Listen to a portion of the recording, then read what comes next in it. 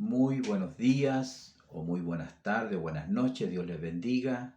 Doy gracias al Señor en esta hora, Él me permite poder estar nuevamente en este estudio bíblico para estudiar las lecciones de la escuela dominical a través de nuestro expositor bíblico. Les saludo en el nombre del Señor Jesús, esperando que el Señor les esté guardando a cada uno de ustedes, les esté cuidando y protegiendo bajo su mano poderosa.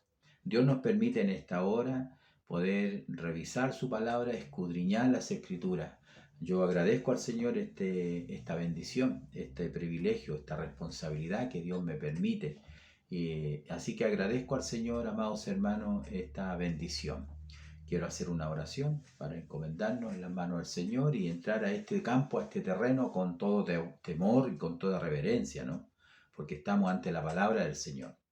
Amado Dios y Padre bendito de misericordia, le damos gracias en esta hora, nos permite una vez más poder estar, Señor, delante de su santa y divina presencia, esperando, Señor, que usted nos dirija en todas las cosas, las que vamos a mirar, a leer, estos versículos, estos pasajes, Señor. Guárdenos, Señor, y diríjanos en este estudio, que sea motivo de bendición para cada uno de mis hermanos, mis hermanas, como así también para mis consiervos, mis pastoras también. Te pido, Dios mío, ahora tu bendición, en el nombre de Jesús. Amén y amén. Gracias, Señor. Bueno, en esta hora tenemos la palabra del Señor para esta lección, la primera lección del libro de Éxodo, que sería la número 20 ya de este año, la lección número 20, que tiene por título Israel y Egipto. Y ya como nos hemos dado cuenta, estamos ya en el libro de Génesis, en el libro de Éxodo, perdón.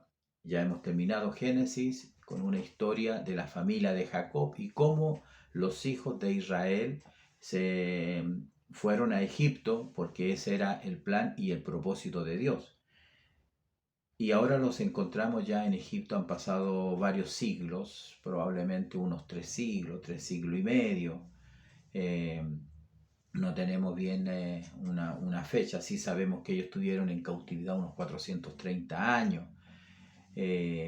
Todo eso de pronto es relativo, pero 430 años lo dice por un lado la escritura. Entonces, vamos a estudiar este libro que tiene hartos componentes en realidad, entre ellos podemos ver que tiene la liberación de la esclavitud, el viaje de Moisés al Sinaí, cuando Dios se le revela, bueno, el pacto que Dios hace con su pueblo, la liberación propiamente tal, la construcción del tabernáculo y todo lo que significa, el simbolismo que hay en el tabernáculo. Todo esto nos habla de todas maneras, sigue el tema principal que tiene la escritura. A través de toda la escritura, desde el Génesis al Apocalipsis, el mensaje principal es la redención del hombre.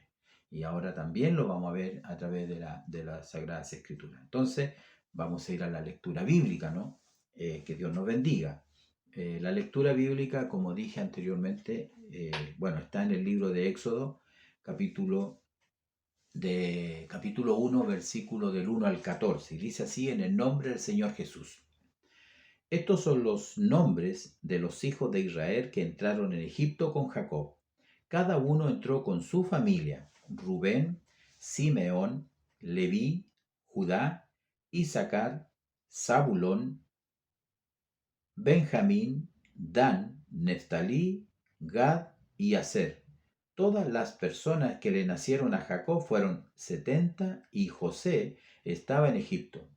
Y murió José y todos sus hermanos y toda aquella generación, y los hijos de Israel fructificaron y se multiplicaron y fueron aumentados y fortalecidos en extremo, y se llenó de ellos la tierra.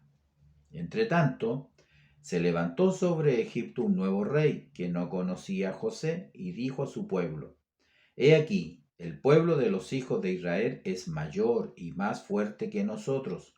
Ahora pues, seamos sabios para con él, para que no se multiplique, y acontezca que, viniendo guerra, él también se una a nuestros enemigos, y pelee contra nosotros, y se vaya de la tierra. Entonces pusieron sobre ellos comisarios de tributos, que los molestasen con sus cargas, y edificaron para Faraón las ciudades de almacenaje, Pitón y Ramesés. Pero cuando más los oprimían, tanto más se multiplicaban y crecían, de manera que los egipcios temían a los hijos de Israel. Y los egipcios hicieron servir a los hijos de Israel con dureza, y amargaron su vida con dura servidumbre en hacer barro y ladrillo, y en toda labor del campo, y en todo su servicio, al cual los obligaban con rigor. Amén. Allí podemos ver, ¿no es cierto?, la lectura bíblica para esta lección que Dios nos tiene para este día. Bien, tenemos que decir algunas cosas interesantes acerca del libro de Éxodo, ¿no? Ahí tenemos nosotros una buena introducción, un poquito corta, pero lo suficiente y necesario para introducirnos al tema que tenemos en esta ocasión. En primer lugar, sabemos que Éxodo, para muchos de nosotros y para el que no lo sabe, en palabras muy simples, significa salida. Tanto el Génesis como el libro de Éxodo, los nombres de estos libros no son de la Biblia hebrea, ¿no? Sí vienen de la Septuaginta, que es la versión griega de los textos hebreos. Y en este sentido, la palabra significa, Éxodo significa la salida de Egipto por el pueblo de Dios, ¿ya? Podemos ver, ¿no es cierto?, que en la misma palabra del Señor encontramos muchas palabras en la misma Biblia, ¿no?, que en el Nuevo Testamento, que fue escrita en griego. El Nuevo Testamento fue escrita en griego y en ella encontramos esta misma palabra, la palabra Éxodo. Por ejemplo, en el libro de Hebreos, voy a buscar acá el libro de Hebreos capítulo 11, versículo 22. El libro de Hebreos 11, 22 dice: por la fe, José al morir mencionó la salida de los hijos de Israel y dio mandamiento acerca de sus huesos. Allí la palabra salida en griego es éxodo. Y así podemos ver también alguna otra referencia, como también en el libro de Pedro. Vamos a buscar acá en el libro de Pedro, a ver, Segunda de Pedro. Este es como un dato solamente. Segunda de Pedro, capítulo 1, versículo 15. Dice: también yo procuraré con diligencia que después de mi partida vosotros podáis en todo momento tener memoria de estas cosas. Cuando se tradujo entonces en el griego, o sea, cuando se escribió en el griego esta palabra, para que después de mi partida o salida, también se usó la palabra éxodo. Así que, o sea, lo que significa éxodo para nosotros hoy en día. Bueno, el libro de Éxodo continúa la historia del pueblo de Dios, continúa la historia. Entendamos que Dios prometió un libertador, Dios prometió un redentor, Dios prometió a alguien que iba a salvar al hombre que había caído en el pecado. Y así trató con Adán, trató con Noé, trató, ¿no es cierto?, con Abraham, con Isaac, con Jacob, y eligió a esta familia, Abraham y sus hijos, los eligió para que a través de esta familia y a través de esta tribu, por decirlo de alguna manera, se formase un pueblo, una nación. Y a través de este pueblo, de esta nación, naciera el Cristo, el Redentor, Jesús, el Mesías prometido. Entonces, esa es la finalidad, en realidad, de toda esta historia que tenemos. Hay que reconocer, ciertamente, que esta redención, esta salida de Egipto fue obra de Dios, fue un milagro de Dios poderoso, divinamente fue la mano de Dios actuando. Solo se requirió del pueblo de Israel, de los habitantes en ese momento, que tuvieran fe. Cuando Dios les dio instrucción a Moisés y a su vez a cada uno de la familia sacrificar un corderito, el cordero pascual, y que por su sangre ellos pudieran pintar los dinteles de sus puertas, porque el ángel de la muerte esa noche iba a pasar por todo el territorio egipcio y iba a ejecutar entonces la más terrible plaga, digamos así, el más terrible juicio que Dios hizo en egipcio, de tal manera que Faraón finalmente dejara ir al pueblo. De esa manera ellos salieron. Necesitaban tener fe y confiar en lo que Dios les estaba instruyendo. Lo mismo también que nosotros. Nosotros sabemos que Egipto representa el mundo y de allá Dios nos sacó, y que por solamente la fe en Jesús, en la sangre que Él derramó en la cruz del Calvario como de un cordero inmolado, es la única que a nosotros nos ha sacado también. Hemos salido del mundo por misericordia hoy para servirle a Él, para honrar su nombre. Entonces, esta historia está llena de muchos pasajes y vivencias que prácticamente a nosotros nos sirven. Son experiencias prácticas que debemos nosotros atender. Así que, amados hermanos, amados pastores, podemos ver entonces en todo esto tema que tenemos acá en el libro de Éxodo. Hay dos eventos, o quizás más también, usted puede verlo, pero básicamente hay dos eventos que son muy importantes, que son eh, la salida propiamente tal, la liberación del pueblo de Dios de Egipto, la salida propiamente tal, ¿ya?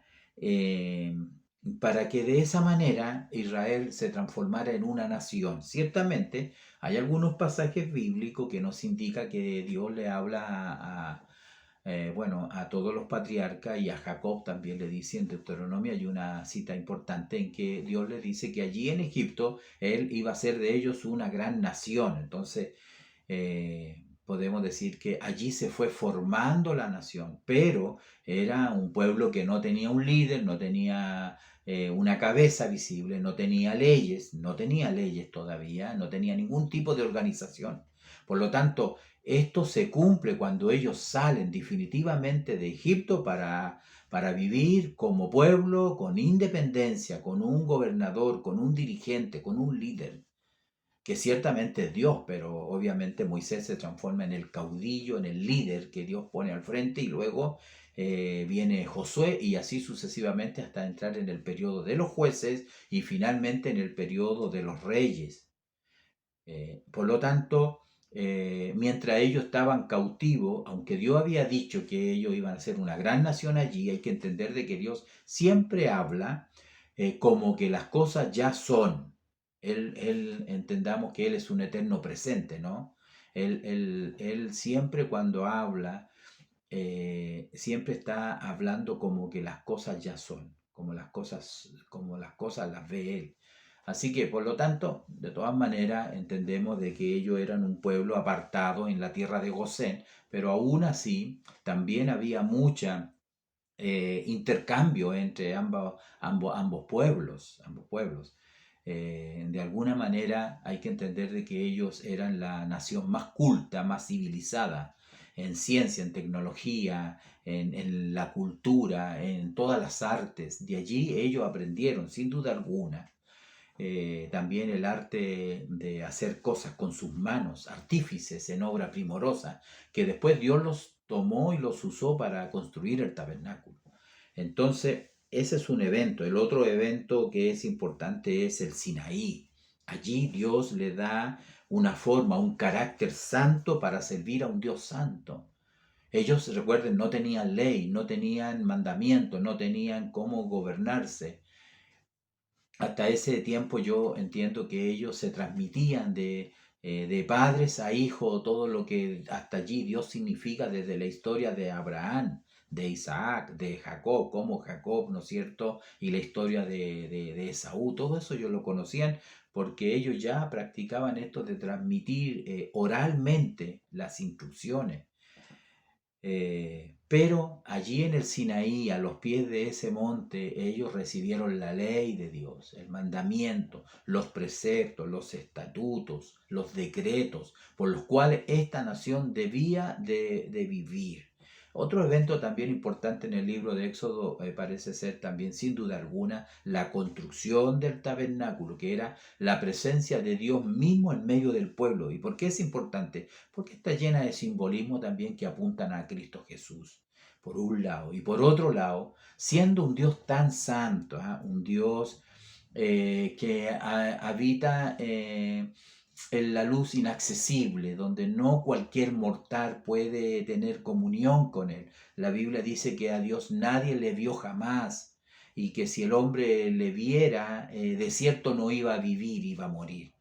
Pero el tabernáculo representa un medio por el cual el hombre puede acercarse a Dios a través de los sacrificios de los animales, los holocaustos. A través de esos sacrificios el hombre halla gracia ante los ojos de un Dios santo. Entonces todo eso es importante.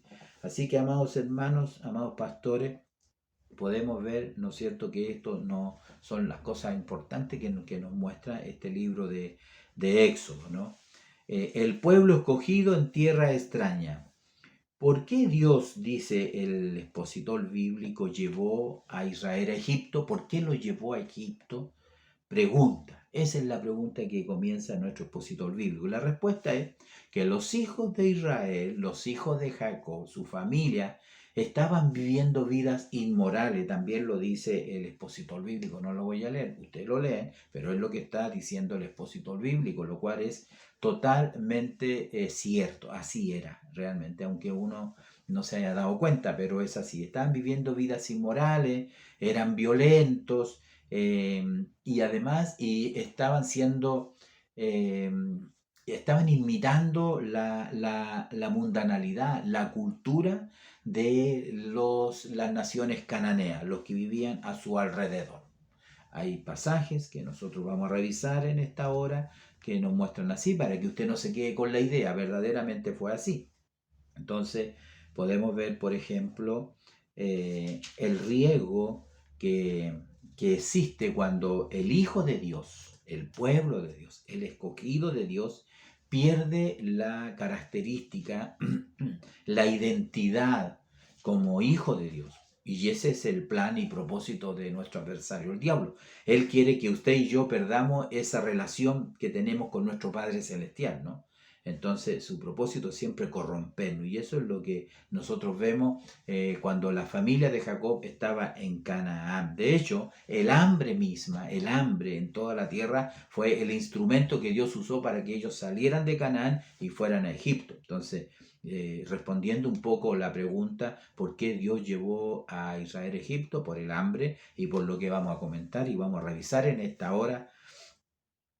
Como por ejemplo en Génesis 38, nosotros podemos ver Génesis 38, aquí encontramos el versículo 1 y el 2 dice: Aconteció en aquel tiempo que Judá se apartó de sus hermanos y se fue a un varón adulamita que se llamaba Ira, y vio allí Judá la hija de un hombre cananeo, al cual el cual se llamaba Súa, y la tomó y se llegó a ella.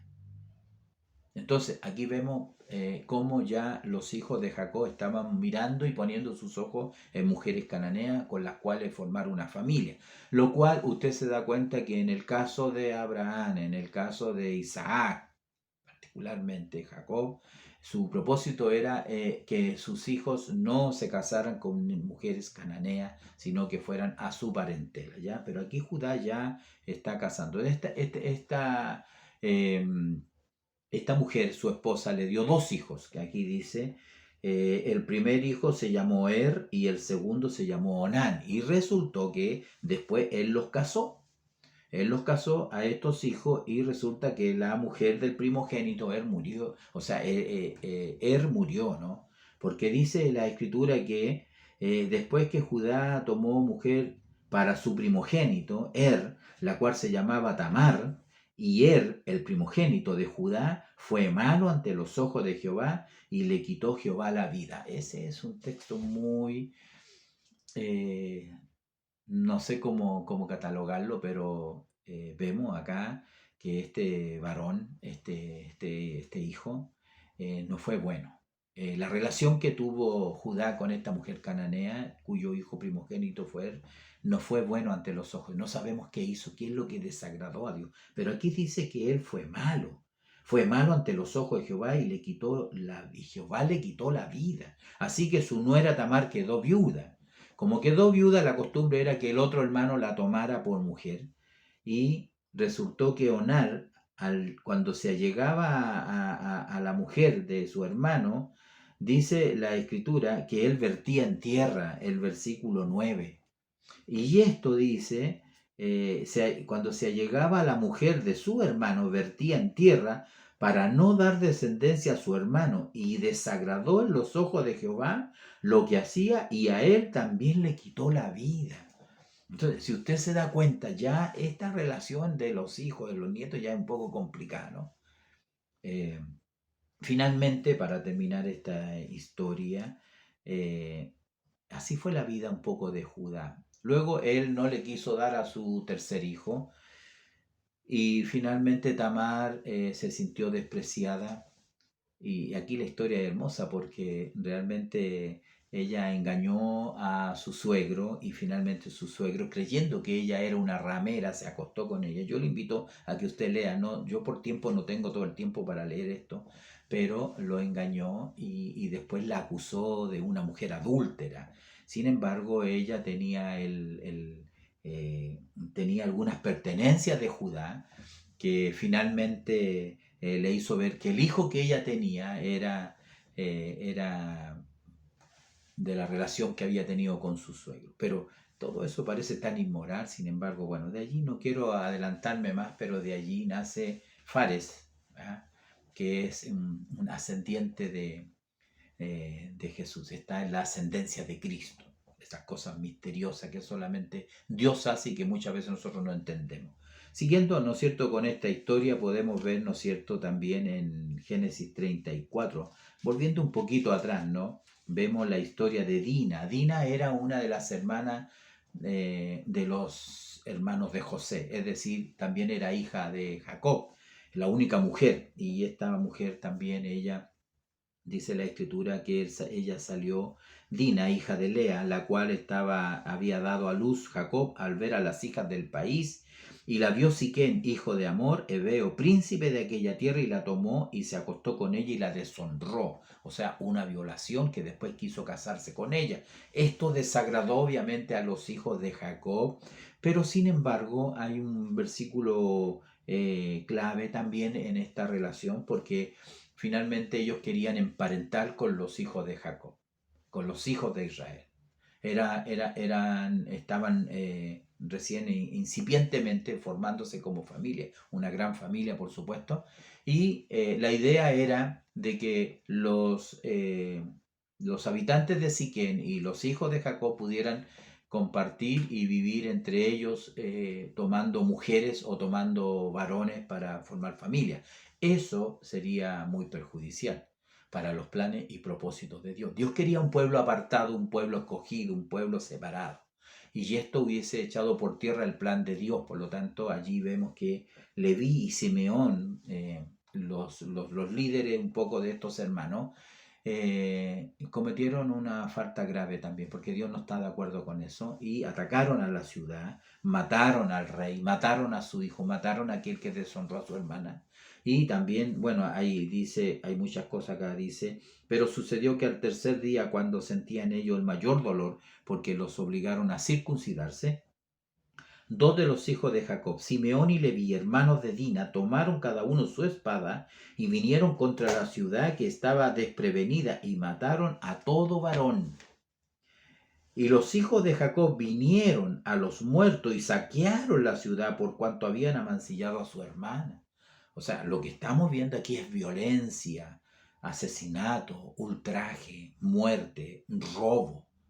Entonces, estamos diciendo que el peligro que los hijos de Jacob, los hijos de Israel, permanecieran en Canaán era esto.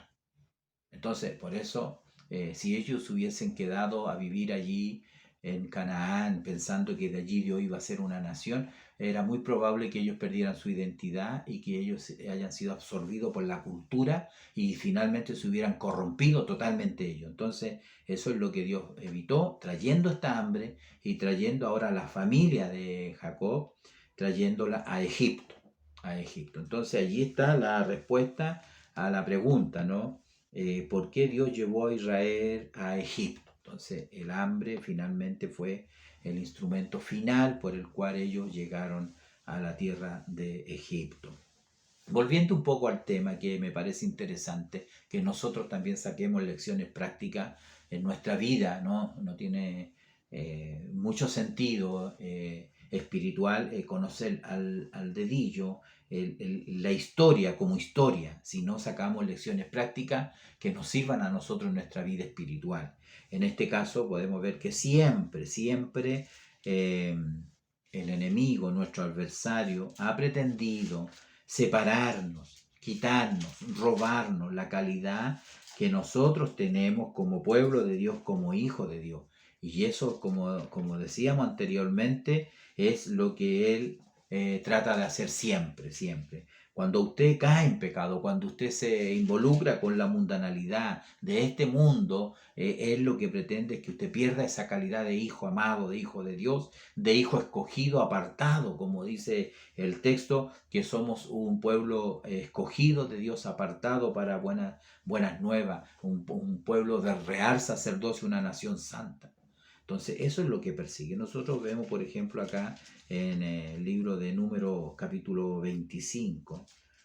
Quiero leer acá una historia que me parece interesante que podamos repasar para entender esta parte, ¿no? Esta parte práctica y de enseñanza. Dice que capítulo 25, el libro de Números, búsquelo usted, véalo allí, revíselo. Dice, capítulo 25, versículo 1, dice, moraba Israel en Sitín, y el pueblo empezó a fornicar con las hijas de Moab, las cuales invitaban al pueblo a los sacrificios de sus dioses, y el pueblo comió y se inclinó a sus dioses. Ese es un pasaje triste del pueblo de Dios, que vuelvo a decir, fue obra de nuestro adversario, nuestro enemigo. ¿Cómo ellos podían involucrarse con estas mujeres? ¿Ah? Donde empezaron a fornicar, dice los hombres, con las hijas de Moab, con las moabitas. Ahora, ¿cuál es el contexto de este capítulo? Todos conocemos un poco la historia de Balaán, este profeta asalariado que trató de maldecir, lo contrataron para maldecir al pueblo de Dios, pero él no lo pudo hacer porque Dios se lo impidió, porque ciertamente el pueblo que es bendito por Dios, ¿quién lo podrá maldecir? Nadie lo puede maldecir. Entonces, él estuvo impedido. En 3 ocasiones, él fracasó rotundamente y no pudo ni acceder a la riqueza, ni tampoco poder maldecir al pueblo de Dios, que ya es un pueblo bendecido por el Señor. Pero de seguro le dio un consejo al rey Balac, que se llamaba de Moab, le dio como la estrategia, le dijo, mire, la única forma que ustedes tienen para destruir este pueblo es involucrándose con ellos, entregándole a sus mujeres para que ellos forniquen y ellos pequen contra su Dios. Es la única, pequen contra la ley de su Dios y es la única manera. Lo mismo que hicieron, ¿no es cierto?, los enemigos de Daniel. Ustedes saben que ellos lograron que el rey hiciera un edicto y dijeron, en él no hay falta, no hay vicio ni falta, nunca lo vamos a poder encontrar una falta en Daniel. Lo único que podemos hacer es que él vaya contra la ley de su Dios. Y por eso dijeron que de aquí a 3 días nadie podía orar a ningún Dios, solamente al rey. Ustedes me entienden. Pero eso es lo que el enemigo hace, eso es lo que él hace. Si uno mira un poco más adelante, en el libro de Números, donde estamos comentando, ¿no es cierto? Aquí vemos nosotros en el 31, el versículo 31. Aquí es interesante, en el versículo 31, en el 14, bueno, el contexto de este texto es que finalmente Dios hace juicio a los madianitas, y entonces le dice en el versículo 1 del 31, y Jehová habló a Moisés diciendo, haz la venganza de los hijos de Israel contra los madianitas, después serás recogido a tu pueblo. Entonces Moisés tomó 1000 hombres, mil soldados de cada tribu para cumplir el mandato de Dios y matar a todo Madián, porque se habían opuesto en realidad al paso del pueblo de Israel. Pero sucedió, amados hermanos, que mataron a los madianitas, pero dejaron con vida a algunas mujeres. Cuando ellos regresaron de la victoria, Moisés estaba muy enojado, y lo puedo leer en el versículo 14, y dice así: y se enojó Moisés contra los capitanes del ejército, contra los jefes de millares y de centenas que volvían de la guerra. Y les dijo Moisés: ¿por qué habéis dejado con vida a todas las mujeres? He aquí, por consejo de Balaán, ellas fueron causa de que los hijos de Israel prevaricasen en contra Jehová en lo tocante a Baal peor, por lo que hubo mortandad en la congregación de Jehová. Entonces, este texto aclara lo que yo acabo de decir. ¿Por qué las mujeres, por qué Balaán aconsejó a Balac que la única forma de corromper al pueblo era introduciendo estas mujeres al campamento para que los hijos de Israel, los varones, se involucraran con ellas sexualmente y así, vuelvo a decir, perdieran ese carácter? Ese es el tema que estamos mirando un poquito en este tema. Estamos hablando del pueblo escogido en tierra extraña. Ya vamos a ir a la lectura bíblica, pero esto hay que entenderlo, amados hermanos. Yo siento que esto es importante que mis pastores, mis pastoras podamos entenderlo. Por eso la Biblia dice que estamos en el mundo, pero no somos de este mundo. Y mucha cultura, mucha moda, muchas costumbres que parecen buenas, ¿no?, del mundo, que son del mundo, no son de la iglesia, no son del pueblo de Dios, están dentro de la iglesia, y hoy en día es muy difícil erradicarlas porque prácticamente todos, de una u otra manera, están involucrados con estas costumbres paganas, muchas de ellas, y que también lo que hacen es corromper al pueblo de Dios, donde Dios solamente merece la adoración, donde solamente Dios merece el reconocimiento. Él es nuestro Dios. Y Él no comparte su gloria con nadie, ni siquiera con su hijo cuando está de cumpleaños, ¿no? Ni siquiera con ellos. Entonces hay que saber poner las cosas en su debido lugar. Así que el Señor nos bendiga, el Señor nos ayude en esta hora. Podemos ver que en la tierra de Gosén los hijos de Israel se multiplicaban. Volvamos un poquito al texto de Éxodo, capítulo 1, estamos recién. En la primera parte, desde el versículo 1 hasta el versículo 7, es la introducción, la historia continúa. En esto nos aclara que todos los hijos y todas las familias de los hijos de Jacob entraron a Egipto, que José murió, y murieron todos sus hermanos, y murió toda esa generación.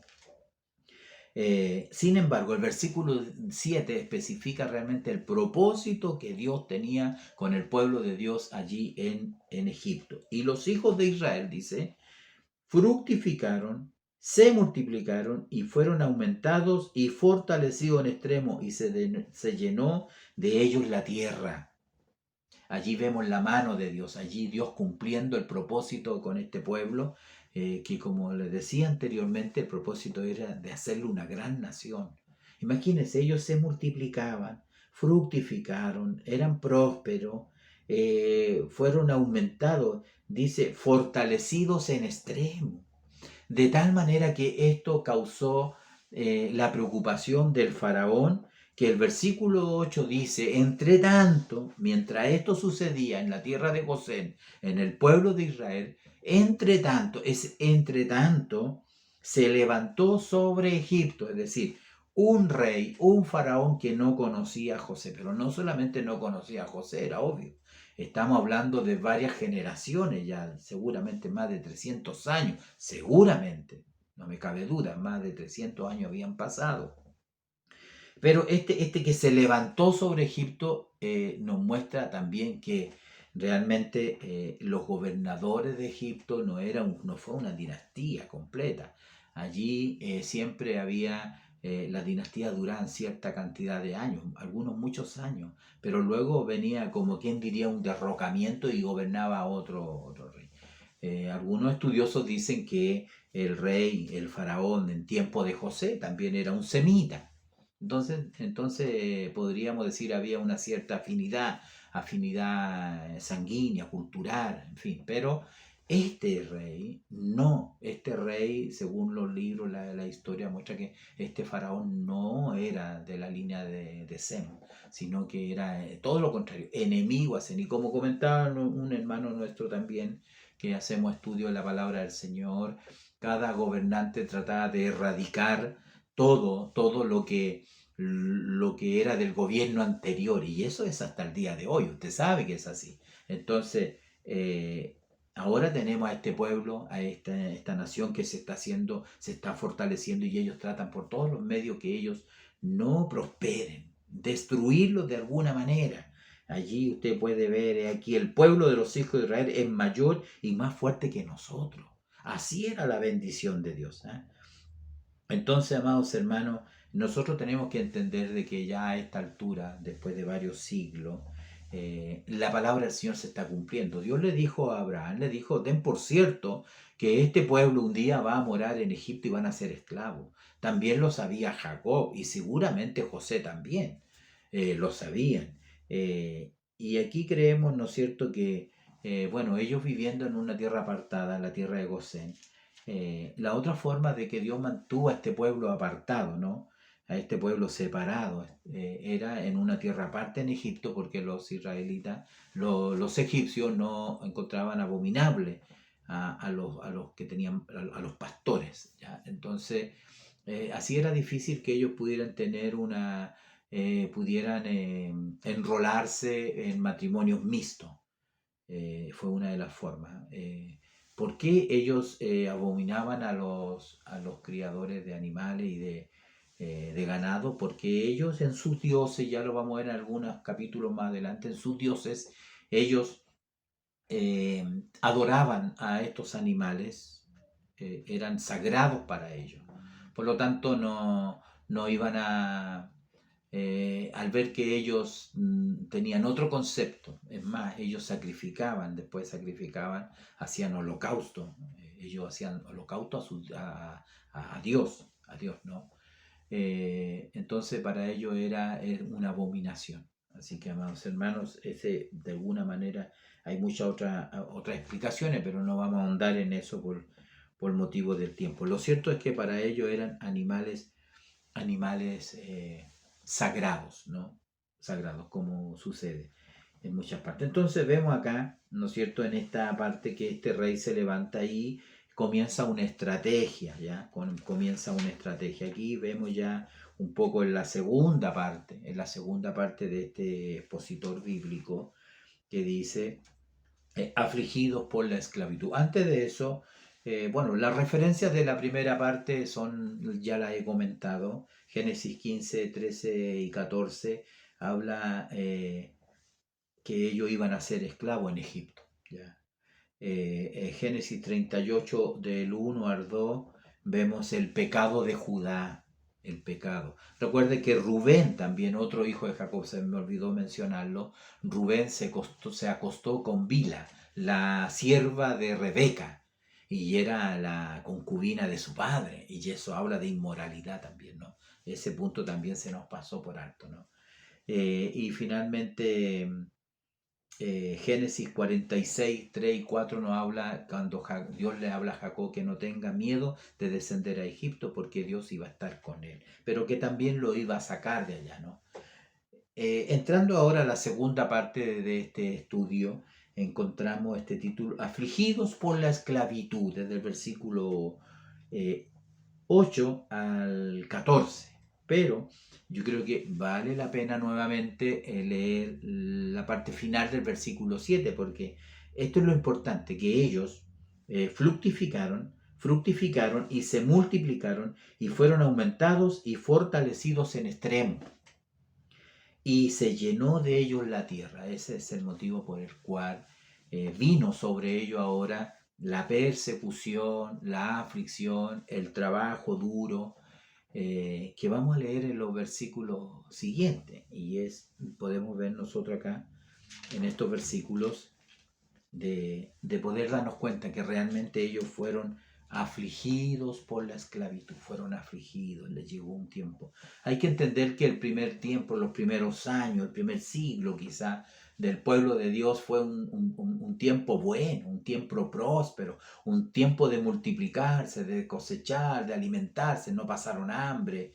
Ellos habían caído en gracia en los egipcios, en el faraón, y eso tiene que haber perdurado no solamente el tiempo del faraón que conoció a José, seguramente si le sucedió su hijo fue de la misma manera, pasaron muchos años de esa forma, ¿no? No tenemos que entender que fueron seguramente 430 años de esclavitud, ¿no? Pero ellos llegaron a ser esclavos, no tenemos ese dato, pero llegaron finalmente a ser esclavos. ¿Cuándo? Cuando aparece este faraón, cuando aparece este hombre, del cual que fue el último gobernante, antes de que salieran los hijos de Israel de Egipto. Por lo tanto, si este hombre vivió, supongamos, 80 años, fueron los últimos 80 años de los 430, ¿se entiende, no? Entonces, dice la escritura que este hombre dice, entonces pusieron sobre ellos comisarios de tributo que los molestasen con sus cargas, y edificaron para Faraón las ciudades de almacenaje, Pitón y Ramesés. Entonces, podemos ver acá, ¿no es cierto?, en este versículo, en el versículo 11, podemos ver que aquí ellos los molestaron con sus cargas, o sea, pusieron cargas pesadas sobre ellos. Eran esclavos, pero pusieron cargas pesadas. El versículo 12, vamos a avanzar versículo por versículo, y nos vamos a dar cuenta que, como me di cuenta yo, que en cada texto, en cada versículo, hay una nueva aflicción, ¿no? Cuanto más los oprimían, tanto más se multiplicaban y crecían, de manera que los egipcios temían a los hijos de Israel. Es decir, inmediatamente ellos se dieron cuenta que no podían a través de las cargas pesadas bajar la moral de este pueblo, destruir la moral. Acá dice, ¿no es cierto?, en esta lectura del expositor dice, los adultos fueron quebrantados moralmente a través de la dureza del trabajo, ¿ah? Porque querían de alguna manera destruir la moral, esta forma de florecer, de prosperar, de multiplicarse. Y los egipcios hicieron servir a los hijos de Israel con dureza. No era un trabajo normal, no era un trabajo extenuante solamente, sino que los trataban con dureza, con dureza. El versículo 14, amargaron su vida, es decir, hay que entender de que la vida de ellos era miserable, era amarga. Seguramente lloraban de impotencia, de la amargura de sus almas, de ser esclavos de una nación que además los trataba con dureza, con rigor, como dice el versículo 14 al final. Amargaron su vida con servidumbre, en hacer barro y ladrillo, en toda labor del campo y en todo su servicio, el cual los obligaban con rigor. Entonces, estas frases, estas expresiones nos dan cuenta a nosotros realmente que ellos no lo estaban pasando bien. Hay que entender también ahora, cuando uno lee esto y ve este escenario en el cual ellos están viviendo, a pesar de que se seguían multiplicando. Creo que desde el versículo 14 al final del capítulo 1, que no está en la lectura bíblica, pero siempre es bueno avanzar y meditar y considerar estos versículos. Siento que cuando no les dio resultado esta dureza, doblar el trabajo, tratarlos duramente, con rigor, con servidumbre, como los oprimían, entonces ellos optaron por otra estrategia, que fue de eliminar a todos los hijos varones que nacieran.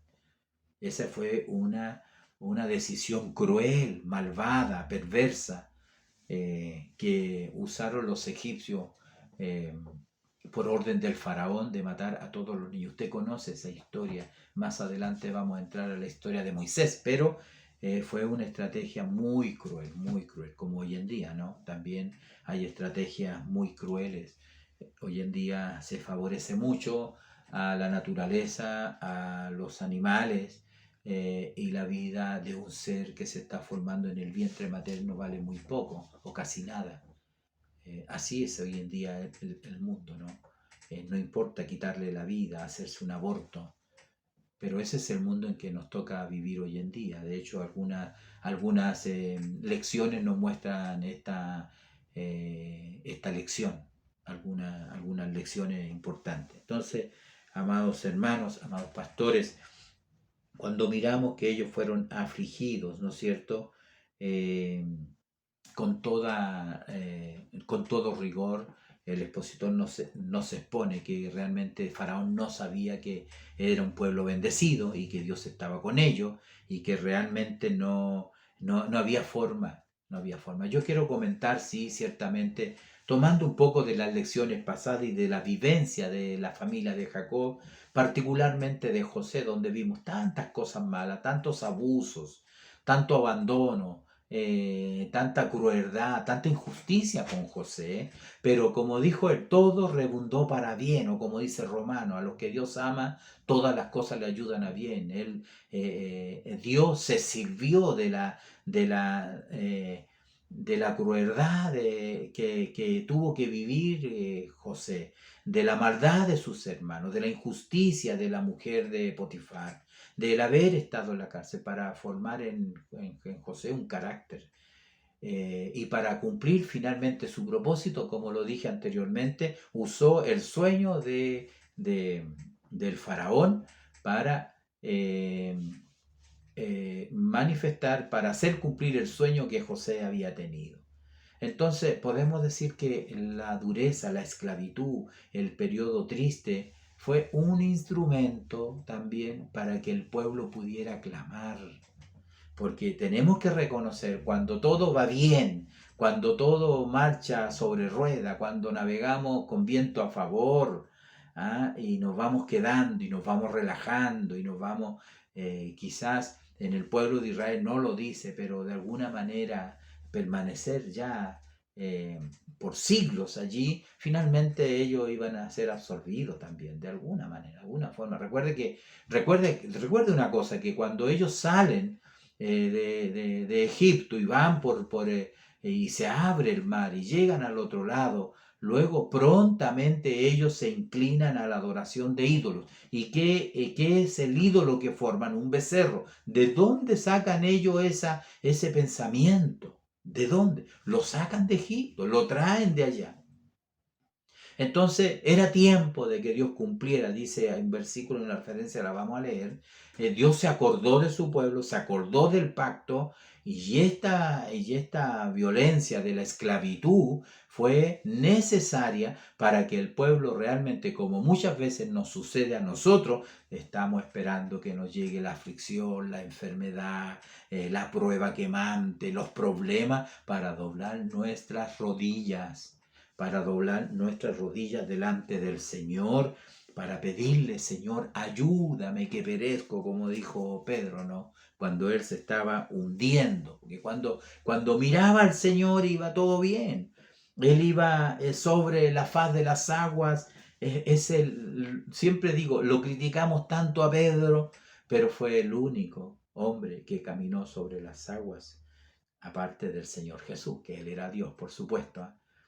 Entonces, cuando él miraba al Señor, cuando tenía los ojos puestos en el autor y consumador de la fe, todo iba bien. Pero cuando empieza a sentir el viento, las olas, las mares, que se agitan, que siempre se agitan a nuestro alrededor, siempre se están agitando. Pero en la medida que yo y usted tengamos nuestros ojos puestos en el Señor, nada nos va a suceder, nada nos va a pasar, por muchas dificultades que tengamos que pasar. Entonces, cuando Pedro ve eso, se empieza a hundir.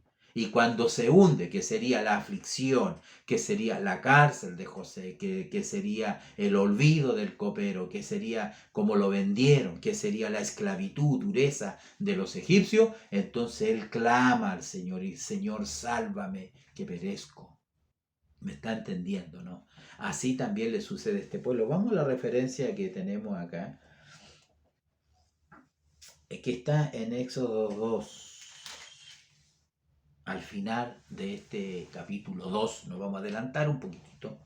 Entonces dice la escritura en el versículo 23, ponga atención, dice, aconteció que después de muchos días murió el rey de Egipto y los hijos de Israel gemían a causa de la servidumbre y clamaron. Y subió a Dios el clamor de ellos con motivo de su servidumbre. Entonces se da cuenta, ellos realmente gemían, no lo estaban pasando bien. Recuerde que habíamos leído en el versículo 14 que su vida era amarga. Ellos amargaron su vida. Le hicieron una vida de sufrimiento y de dolor. Entonces, vemos acá que ellos, a causa de ese dolor, de ese sufrimiento, de esa esclavitud, de esa aflicción, como dice el título de la segunda parte, ellos clamaron a Dios, clamaron a Dios. Los hijos de Israel gemían a causa de la servidumbre y clamaron a Dios. Y subió el clamor de ellos con motivo de su servidumbre, y oyó Dios el gemido de ellos, y se acordó de su pacto con Abraham, Isaac y Jacob, y miró Dios a los hijos de Israel, y los reconoció Dios, porque el pacto, la promesa, la elección, son para siempre, son para siempre. Bendito el Señor que a nosotros también Él nos llamó, nos escogió, nos trajo a su redil amado, hizo una obra en nosotros. Somos pertenencia de Él, compradas a precio de sangre. Y eso es importante. Hoy en día muchos de los nuestros están afuera en el mundo. Seguramente Dios algo va a hacer. Algunos dicen, doy gracias al Señor porque me trajo a estos conocimientos, me trajo con amor. ¿Ah? Pero otros dicen, el Señor me trajo con dolor. Bueno, aquí el dolor de la aflicción permitió que ellos clamaran a Dios, se volvieran a Dios, seguramente. Seguramente podemos decir que no todo en ello era fidelidad, era lealtad a su Dios, no. Ellos necesitaban conocer al Señor y por eso Dios los toma, los saca con mano poderosa y los lleva al Sinaí. Allí conocen a Dios, allí conocen el carácter santo de Dios. Por eso es interesante, muy importante esta lección que nosotros tenemos en este fin de semana, ¿no? Para este domingo 15 de mayo. Así que, amados pastores, amados hermanos, ha sido grato para mí poder comentar estas cositas, la palabra del Señor. Siempre para mí es muy grato poder escudriñar la palabra del Señor y que juntos podamos estudiar y prepararnos. Tenemos que prepararnos para que ese hermano, esa hermana que llega a la escuela dominical esperando recibir una palabra, un consuelo. ¿Qué dice acá? Hay algunas exhortaciones finales en este expositor. Dice, Dios está llamando a enfrentar las vicisitudes que presenta la vida sin olvidar que los metales más finos son expuestos al calor más intenso y que nuestro Dios no ha fallado nunca ni faltará su promesa. ¿Ah? Eso en parte sí, así es realmente. Yo no sé honestamente si fuimos tan metales finos, ¿no? En realidad, o éramos un tizón arrebatado del fuego, pero la verdad es que Dios hace de algo que no servía, algo que servía. Somos vasos en las manos del alfarero, somos barro, somos vasos de barro para que Dios depositara en ese vaso, iba a depositar de su gloria, de su manifestación gloriosa, de su ciencia, de su sabiduría. Iba a tomar a hombres débiles para que fueran fuertes. Iba a tomar hombres ignorantes para que fueran sabios, para que avergonzaran a los sabios, hombres pobres para avergonzar a los ricos. Así dice la palabra del Señor. Entonces, amados hermanos, ellos pasaron, lo que quiere decir esto, que ellos pasaron por el fuego de la prueba, como pasa el metal, ¿no? Así que para todas sus impurezas. Bueno, Dios tenía mucho trato con ellos todavía, ¿no? Está recién tratando con ellos y lo hace de una manera increíble, poderosa, mostrándole su brazo poderoso, ¿ah? Su mano poderosa que está a favor de ellos. Todo sucedió en Egipto, en las ciudades de los egipcios, pero nada sucedió en la tierra de Gosén. Allí ellos disfrutaron siempre del amor y de la misericordia de Dios. Así que gracias al Señor por esta nueva oportunidad. Se nos ha ido ya el tiempo, la hora. A veces se nos hace cortito, pero realmente aquí nosotros podemos ver el amor y la misericordia de Dios. El clamor de los hijos de Israel, allí está la referencia, permitió que el Señor dice que Él tiene su oído atento para escuchar a su pueblo. Al corazón contrito y humillado Él nunca lo desprecia, nunca lo desprecia. El Salmo 50:15, una referencia final en la segunda parte, dice: solo Dios nos libra de pruebas y angustia cuando de corazón nosotros invocamos por su ayuda. ¿Qué dice este salmo? E invócame en el día de la angustia, te libraré y tú me honrarás. Entonces nosotros sabemos que es así. Pero no, hermanos, no esperemos llegar por nuestra desobediencia muchas veces, porque hay que decir que a veces el sufrimiento no solamente es el proceso por el cual Dios nos lleva a la fidelidad. Recuerde que en tiempo de jueces ellos servían a Dios, se olvidaban de Dios, adoraban ídolos, venía la cautividad de los filisteos, de las naciones vecinas, y los oprimían con dura servidumbre, y luego Dios levantaba un libertador, el libertador los volvía a Dios, ellos derrotaban a sus enemigos, tenían un tiempo de paz, de prosperidad, un tiempo de bendición, pero nuevamente se olvidaban, y así el círculo vicioso, esta montaña rusa, arriba a veces muy arriba, a veces muy abajo, muy arriba nuevamente. Así vivió un tiempo de turbulencia.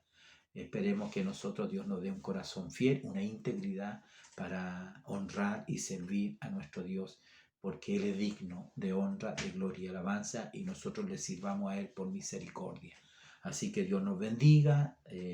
Hasta aquí vamos a dejar este estudio. Espero que sea de mucha bendición para vuestras iglesias, vuestras vidas, como lo ha sido para mí también. Dios les bendiga, un cariñoso saludo, y todo lo que he dicho sea para la honra, para la gloria del Señor. La gloria y la alabanza sea siempre para el Señor. Amén.